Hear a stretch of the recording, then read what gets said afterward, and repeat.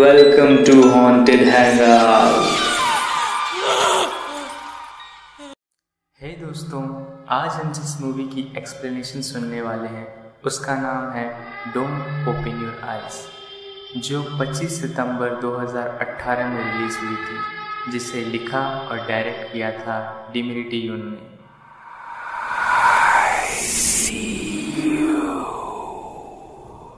इस मूवी को कई चैप्टर्स में दिखाया गया है। मूवी में 3 मेन कैरेक्टर हैं, जॉन, एनी और एग्नेस। मूवी के स्टार्टिंग में हम देखते हैं कि जॉन अपनी कार ड्राइव करके एक लेक साइड हाउस में पहुंचता है, जहां उसकी मुलाकात एनी से होती है। वो लोग घर के अंदर जाते हैं और लिविंग रूम में बातें करते हैं। तभी जॉन को ऐसा लगता है कि वो बचपन में ऐसे ही किसी घर में आया था।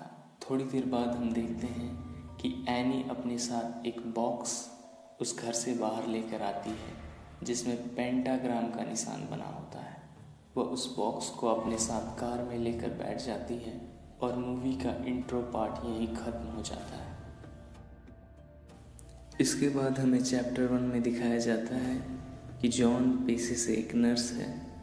दूसरी तरफ एग्नेस को भी उस घर में लाया जाता है और हमें पता चलता है कि जॉन एग्नेस की देखभाल के लिए आया है। जॉन एग्नेस को मिलते ही इंट्रोड्यूस करता है और कहता है कि वो इंटरनेशनल होम फ्रंट से उसकी देखभाल करने के लिए आया है। उस पर एग्नेस भड़क कर कहती है कि उसने एक एबल बॉडीड मैन मांगा था, ना कि कोई कमज़ोर आदमी। एग्नेस अब बहुत बूढ़ी हो चुकी थी। वो काफ़ी चिड़चिड़ी थी और उसे सांस लेने में भी काफ़ी तकलीफ़ होती थी और वो अब कुछ ही दिनों में मरने वाली थी। एग्नेस एनी को अपने साथ रुकने के लिए कहती है, पर एनी एग्नेस और जॉन को उस घर में छोड़कर चली जाती है। जॉन एग्नेस की देखभाल में लग जाता है और इंट्रोडक्शन पार्ट यहीं ख़त्म हो जाता है। Chapter 2 secrets. यहाँ हम देखते हैं कि एग्नेस अपनी व्हील चेयर से गिर जाती है और जॉन उसकी मदद करने की कोशिश करता है, पर एग्नेस मदद लेने से मना करती है और वो जॉन को कहती है कि वो बहुत कमज़ोर है। इतने में जॉन कहता है कि वो सिर्फ उसकी मदद करना चाहता है। फिर एग्नेस जॉन को हाथ धो लेने के लिए कहती है। इतने में जॉन को कमरे से बाहर एक अजीब आवाज़ सुनाई देती है, मानो कोई डेमोनिक या फिर इविल एंटिटी की प्रेजेंस उस घर में हो। फिर हम देखते हैं कि वो सिंपली वॉशरूम में हैंड वॉश कर रहा होता है।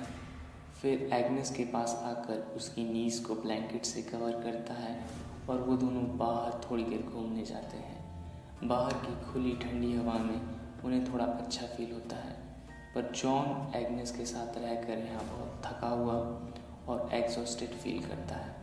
वो अपनी गर्लफ्रेंड को भी बहुत मिस करता है। इतने में हम देखते हैं कि जॉन अपनी गर्लफ्रेंड की कॉल रिकॉर्डिंग सुन रहा होता है। तभी कमरे के बाहर फिर से उसे वो अजीब आवाज़ सुनाई देने लगती है। वो डर जाता है और उस आवाज़ को फॉलो करने लगता है। फॉलो करते करते उसे लगता है कि वो आवाज़ें सोफ़े के पीछे से आ रही है, पर वहाँ पहुँचते ही वो देखता है कि वहाँ कुछ भी नहीं होता। थोड़ी देर बाद वो अपनी गर्लफ्रेंड को कॉल ट्राई करने लगता है, पर वहाँ नेटवर्क ना होने की वजह से वह नेटवर्क की तलाश में घर के बाहर अपने कार तक पहुँच जाता है, जहाँ उसे थोड़ा नेटवर्क मिलता है। कार के अंदर वह अपनी गर्लफ्रेंड से बातें कर रहा होता है कि यहाँ उसकी लाइफ बहुत एग्जॉस्टेड है। एग्नेस उसके साथ बहुत क्रीपी बिहेव करती है। ये सब वो एक बोनस के लिए कर रहा है और ये सब जल्दी ख़त्म हो जाएगा और फिर वो वापस लौट जाएगा। इतने में उसे घर के अंदर से एग्नेस की चीखने की आवाज़ सुनाई देती है और वो घर के अंदर दौड़ पड़ता है और यहीं पे चैप्टर 2 ख़त्म हो जाती है।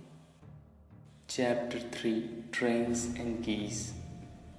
अगली सुबह हम देखते हैं एग्नेस जॉन को बहुत बुरा भला सुनाती है, क्योंकि पिछली रात वो अपनी गर्लफ्रेंड से कॉल पे बात कर रहा होता है और घर के अंदर एग्नेस को उसकी हेल्प की ज़रूरत होती है, पर वह 1 घंटे बाद आता है। वह इस बात को एक्सेप्ट करता है और एग्नेस को सॉरी भी कहता है। थोड़ी देर बाद जब वह विंडो से घर के बाहर देखता है तो उसे एक लड़का नज़र आता है, हाथ में छड़ी लिए हुए, और जिसके सर पे एक सफ़ेद रंग का मुखौटा होता है, और वह उस छड़ी से ज़मीन में कुछ आकृति बना रहा होता है। जॉन घर से बाहर निकलता है और उस लड़के को आवाज़ लगाता है। वह लड़का जॉन को घर की तरफ इशारा करता है और गायब हो जाता है। जॉन आगे बढ़कर वहाँ जाता है जहाँ पे वह लड़का खड़ा था। उसे ज़मीन पे एक सफ़ेद रंग का मुखौटा मिलता है, जैसा कि उस लड़के ने अपने सर पे लगाया था। वह उस मुखौटे को अपने साथ घर के अंदर ले आता है। फिर हम देखते हैं कि जॉन सोफे पर बैठता है और उसकी आंख लग जाती है, और हम चैप्टर 4 में पहुंच जाते हैं। चैप्टर 4 रिपेंटेंस, जहां हम देखते हैं अगली सुबह जॉन की नींद सोफे पर खुलती है जब एग्नेस उसे आकर जगाती है। फिर जॉन एग्नेस की तरफ देखता है तो उसे पता चलता है कि एग्नेस के सीने में चोट लगी है और ब्लीडिंग भी हो रही है। जॉन उसे साफ कर देता है। उस वक्त एग्नेस और जॉन के बीच कुछ बातें होती है। एग्नेस कहती है कि वो भी चाहती थी कि उसके बच्चे हों। एग्नेस को वो घर बहुत अच्छा लगता है। फिर एग्नेस फर्श पर गिर जाती है। जॉन एग्नेस को उसके कमरे तक ले जाता है, जहाँ एग्नेस जॉन को एक फेवर करने को कहती है। उस पर जॉन कहता है कि वो एक नर्स है, कोई ग्रेव डिगर नहीं, और वो एग्नेस को मना कर देता है, जिस पर एग्नेस को गुस्सा आ जाता है और वो जॉन को एक थप्पड़ मार देती है। जॉन उस कमरे से बाहर आ जाता है और दरवाज़ा बंद कर देता है। एग्नेस जोर जोर से रोने लगती है और जॉन को ये सब बहुत एनोइंग लगता है, इसलिए वह अपने कान में एयरफोन लगाकर गाने सुनने लगता है। पर थोड़ी देर में जॉन को भी एग्नेस पर तरस आता है और वो उसके पास जाता है।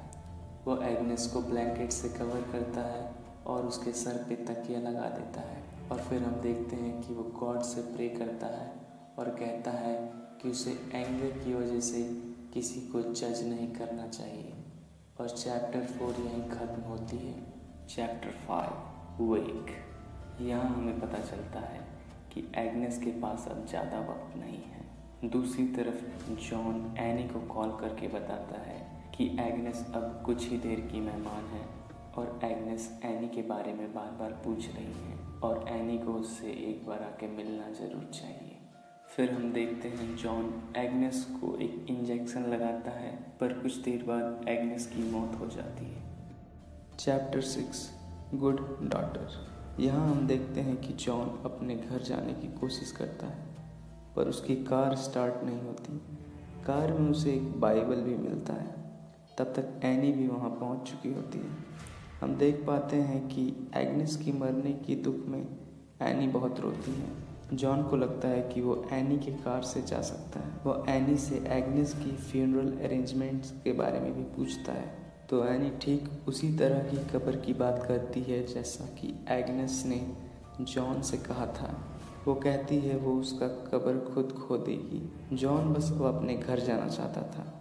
वो एनी से कहता है कि वो उसे घर तक छोड़ दे। फिर एनी जॉन से कहती है कि उसने जो रिंग अपने साथ लाया था वो उसने विंडो पर ही छोड़ दिया है, वो उसे ले ले, फिर हम दोनों साथ साथ जाएंगे। पर जब जॉन अपनी रिंग वापस लेने जाता है तब तक एनी उसे अकेला छोड़कर जा चुकी होती है। और हम चैप्टर 7 में पहुंच जाते हैं। Chapter 7 first night. यहाँ हम देखते हैं कि जॉन अपनी कार को स्टार्ट करने की कोशिश करता है, पर वो अब भी स्टार्ट नहीं हो रही थी। वह घर के अंदर जाता है तो उसे लिविंग रूम में एक सॉल्ट से बना हुआ सर्कल मिलता है, जिसके अंदर वही सेम बॉक्स होता है जिसे हमने मूवी के इंट्रो पार्ट में एनी को घर से बाहर ले जाते हुए देखा था। उस बॉक्स के ऊपर लिखा हुआ होता है कि सॉल्ट सर्कल के अंदर रहो, शरीर आज रात सुबह में है, प्रे करो मैं वापस आऊँगी। जॉन उस बॉक्स को खोल कर देखता है तो उसे वही सफ़ेद मुखौटा मिलता है और उसके साथ कुछ कैंडल्स और टेप रिकॉर्डर भी होता है। वो उस टेप रिकॉर्डर को प्ले करता है और सुनने लगता है। उसमें कुछ ब्लैक मैजिक रिचुअल्स के मंत्र रिकॉर्ड होते हैं जिसे एग्नेस ने कभी किया था। जॉन को ऊपर की कमरों से कुछ आवाज़ें सुनाई देने लगती है और वो उसे फॉलो करने लगता है। फिर उसे नीचे के कमरों से कुछ आवाज़ें आने लगती है और फिर वो वापस नीचे आ जाता है। वो वापस सॉल्ट सर्कल के अंदर जाता है और उस टेप रिकॉर्डर को गौर से सुनने लगता है। तभी घर की सारी लाइट्स चली जाती हैं। फिर वो एक कैंडल लैंप जलाता है और जॉन को वो ईविल एंटिटी वाली आवाज़ फिर से सुनाई देने लगती है। वो बहुत डर जाता है और चिल्लाकर पूछने लगता है वो कौन है, वो कौन है। जॉन अपना बाइबल निकाल कर उनमें लिखे मंत्रों के साथ प्रे करने लगता है। तभी हम देख पाते हैं कि एग्नेस की आत्मा वहाँ आ जाती है और जॉन को हॉन्ट करने लगती है और जॉन बेहोश हो जाता है। Chapter 8 second night. यहाँ हम देखते हैं कि जॉन की नींद सुबह खुलती है और वो खुद को सर्कल के अंदर पाता है। वह उठकर घर की लाइट्स चेक करता है पर लाइट्स अभी भी नहीं होती। वह बाहर जाकर अपना फ़ोन चेक करता है पर उसके फ़ोन में अब नेटवर्क भी नहीं होता। वह फ्रस्ट्रेशन में चिल्लाने लगता है पर वहाँ उसकी सुनने वाला कोई नहीं होता। वह वापस घर के अंदर जाता है और उस रिकॉर्डिंग को सुनने लगता है जिसमें जॉन अपने ही नाम को सुन पाता है। वो बहुत डर जाता है और घर से बाहर भाग जाता है। वो भागते भागते जंगलों में चला जाता है, जंगलों के बाद वीरानों में और वीरानों के बाद फिर से जंगलों में। जंगलों से निकलते ही उसे एक रास्ता मिलता है। उसे अभी लग ही रहा होता है कि वो वहाँ से भाग चुका है पर वो देखता है कि वो वापस उस घर के सामने आ गया है। वो समझ जाता है वो उस घर से तो क्या, उस जगह से भी नहीं भाग सकता। वो वापस उस घर के अंदर चला जाता है। उसे वहाँ एक कमरे से नॉक नॉक की आवाज़ सुनाई देती है। तभी ऊपर के कमरों से किसी दरवाजे की खुलने की आवाज़ आती है और यहाँ जॉन के सामने का भी दरवाज़ा खुल जाता है जहाँ से एग्नेस की स्पिरिट जॉन को पुकार रही होती है। वो डर जाता है और फिर से भाग के उस सर्कल के अंदर चला जाता है और फिर से वो बाइबल निकाल कर प्रे करने लगता है। तभी एग्नेस की स्पिरिट आकर उसे कुछ बातें याद दिलाती है जो एग्नेस ने जिंदा रहते जॉन को कहा था। Chapter 9 third night. यहाँ हम देखते हैं कि जॉन उस सर्कल के अंदर बैठे बैठे रात गुजार लेता है और सुबह हो चुकी होती है। उसे लगता है कि वह एग्नेस की बॉडी को दफना देगा और वह कब्र खोदने लगता है पर वहाँ की मिट्टी बहुत सख्त होती है और जॉन भी रात भर जगा होता है जिसके कारण वह कब्र खोद नहीं पाता। पर उसके हाथ अब काफ़ी ज़्यादा दर्द करने लगते हैं और वो अपनी आईपॉड निकालता है और कुछ गाने सुनने लगता है जिससे उसे अच्छा फील हो।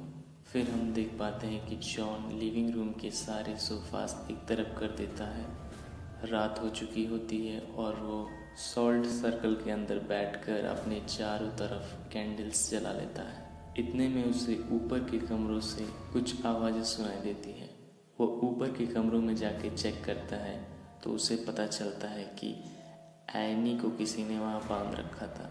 वो उसकी रस्सियाँ खोल देता है और एनी उससे कहती है कि उन्हें अभी ही बाहर निकलना पड़ेगा। जॉन गुस्से में आकर एनी से पूछता है कि यहाँ ये सब क्या हो रहा है। एनी कहती है कि उन्हें एग्नेस की बॉडी को दफन करना पड़ेगा।